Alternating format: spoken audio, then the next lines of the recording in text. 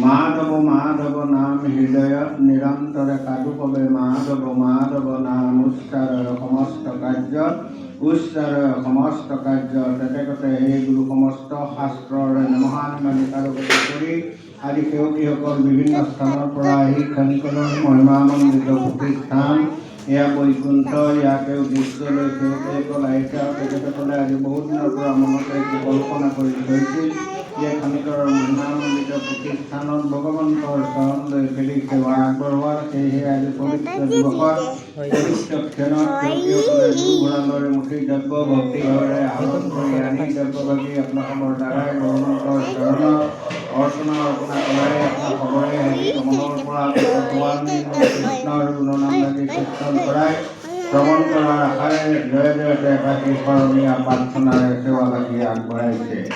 এই সেৱাভাগী আগবঢ়াবলৈ যাওঁতেও যদি অজান্তে সেৱকীৰ কোনোবাখিনিত অপৰাধ ৰৈ গৈছে সৰ্বঅপৰাধ মৰিচন কৰি ভগৱন্তৰ প্ৰসন্ন হৈ প্ৰত্যেকজন সেৱকী আৰু প্ৰত্যেকগৰাকী সেৱকীৰে মনৰ সদ্ভাৱনাখিনি পৰিপূৰক কৰি পৰিয়ালৰ সকলো সদস্যৰ প্ৰতি প্ৰসন্নতালবী সকলোকে নিৰাপদে ৰক্ষা কৰি নিজৰ নিজৰ কৰ্মস্থানত উন্নতি সাধন কৰি এনেদৰে ভগৱন্তৰে চৰণ সেৱা কৰিবলৈ কৃপা কৰক আমি সেৱা আগবঢ়োৱা হ'ল। আমি লগতে জনোৱা হৈছে যে আমাৰ মাজত আজি কণ কণ মইনামণিহঁত আছে, তেওঁলোকৰ পিতৃ-মাতৃ লগতে আহি ইয়াতে সেৱা লৈছে। গতিকে কণমানিহঁতৰ যি ভৱিষ্যতে ক'ৰবাত বাধা বিঘিনি আছে সেয়া দূৰ সকলোকে সুস্বাস্থ্যৰ ৰাজি কৰি সৎবিদ্যাৰ পাত্ৰ কৰি ঘৰখনৰ মন্দিৰত আমি সেৱা আগবঢ়োৱা হ'ল।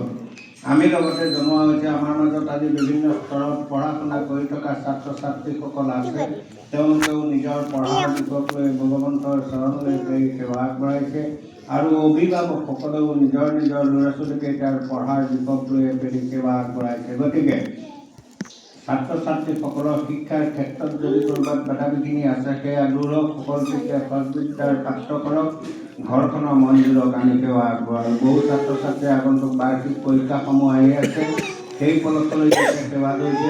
কোনো সেৱকী ল'ৰা ছোৱালীয়ে মেট্ৰিক নাইবা হায়াৰ ছেকেণ্ডেৰী দিছে, তেওঁলোকেও একেৰি সেৱা আগবঢ়াইছে। গতিকে পৰীক্ষাৰ ক্ষেত্ৰত থকা বাধাখিনি দূৰ কৰি সকলোকে সৎবিদ্যাৰ পাত্ৰ কৰি পৰীক্ষাত ভাল ফল দেখুৱাই ঘৰখনৰ মন্দিৰক আমি সেৱা আগবঢ়োৱা হ'ল। আমি লগতে জনোৱা হৈছিল যে আমাৰ মাজত আজি বিভিন্নজন সেৱকী আছে যিসকলে নিজৰ এটি কৰ্ম সংস্থাপনৰ হেতু ভগৱন্তৰ চৰণলৈ ফেৰি সেৱা আগবঢ়াইছে। তেখেতসকলৰ কৰ্মস্থানত যদি ক'ৰবাত বাধা বিঘিনি আছে সেয়া দূৰ হওক আৰু ঘৰখনৰ মন্দিৰক চাকৰি প্ৰাপ্তি হওক আমি সেৱা আগবঢ়াওঁ। আৰু লগতে আমাৰ মাজত থকা উপস্থিত থকা বহু সেৱকী আছে যিসকলৰ বিবাহৰ উপযুক্ত সময় হৈছে, তেখেতসকলে আজি নিজৰ বিবাহ তথা অভিভাৱকসকলেও নিজৰ নিজৰ ল'ৰা ছোৱালীকেইটাৰ বিবাহৰ উপলক্ষ লৈ ভগৱন্তৰ চৰণলৈ বুলি ফেৰি সেৱা আগবঢ়াইছে। সেইসকল